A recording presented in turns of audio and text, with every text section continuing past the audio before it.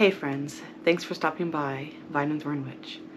So today I am going to share my top 5 suggestions for beginner books. So this video series again is based on a collection of questions that was given to me, and I am interacting with it in a way as I would suggest to my younger self. So these books are what I would say to my younger self, or even to my children, for beginner books to begin a good foundation in witchcraft. The first book that I would focus on is getting rid of some of the taboos that are in the orbit and the conversation of witchcraft and being a witch. And the book that I would suggest for that is the Book of Seances by Claire Goodchild. And the reason I would recommend this is because it goes through all of the atypical actions that normally witches do. She explains away the taboos, the superstitions, and she gives good suggestions on how to practice and how to interact with it. So you have a really beautiful balance of letting go of superstitions that are BS and then how to do it correctly, how to have a balanced, healthy relationship in your divination practice. So this book is the first thing that I would recommend to go ahead and overcome some of those anxieties that we get from watching Hollywood movies or reading scary books or any of the scary things that are usually associated with witches and witchcraft. Because most of it is just ridiculous. So, not saying that there aren't things that are scary that happen, because always, and I should say this, always, your intent going into something is the expectation that you will receive. With that being said, the second book I would recommend is Amy Blackthorn's Protection Magic. And the reason this book is my number 1 suggestion is because it's very down to earth, grounded, and straight to the point. All of the understanding on why we need protection magic in our everyday life is outlined in this book. In the same way that we lock our front doors, we lock our car door, we secure our internet accounts so that we don't have hackers or whatnot. All of these things are actions that we do for protection.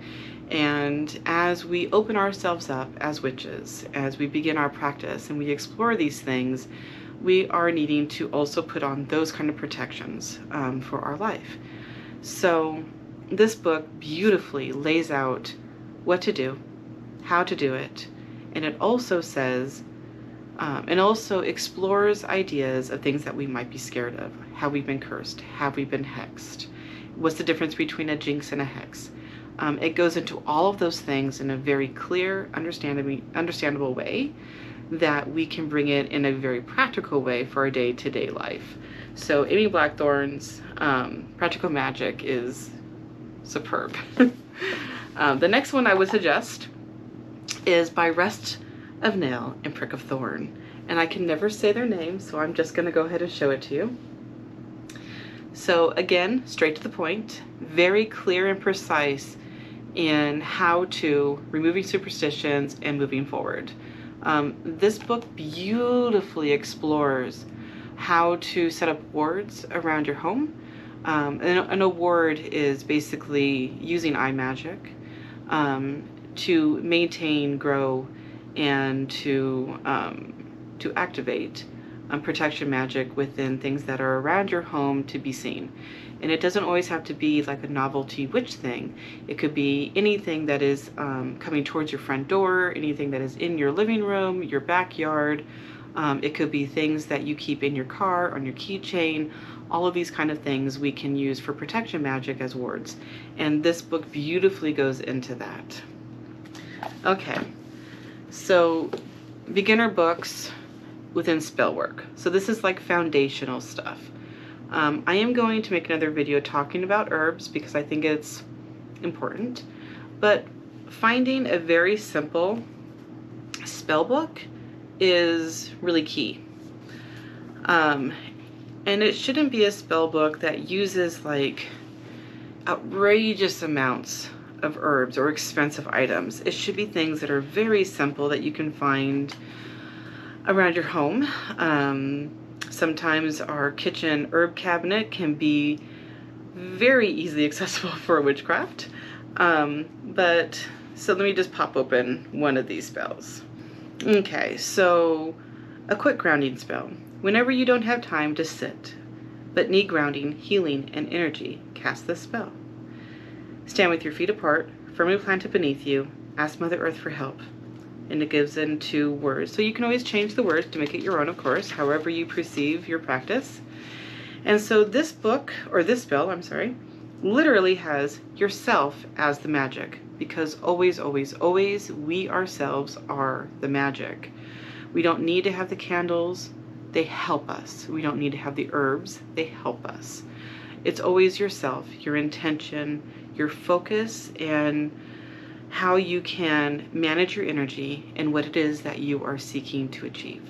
So this book I love because they have a combination of candle use, herb use, meditations, and also focusing on yourself as the key, most important part of your craft. Okay, the final book that I would suggest is probably something that is not, well, it's in a different category normally. In my world it's not, and I'm sure in a lot of other people's it's not, but to each their own, we're all a little different.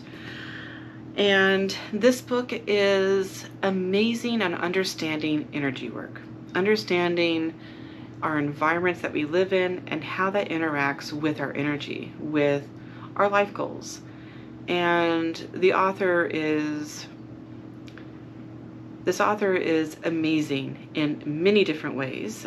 They are kind of the person that they can probably do it all. So they are also an occultist, but they also work within the realm of the paranormal, which is where I think they are the best known for. But it is Michelle B, and I can't say their last name, so I'm going to say Michelle B, and it is the Ghost Hunter Survival Guide.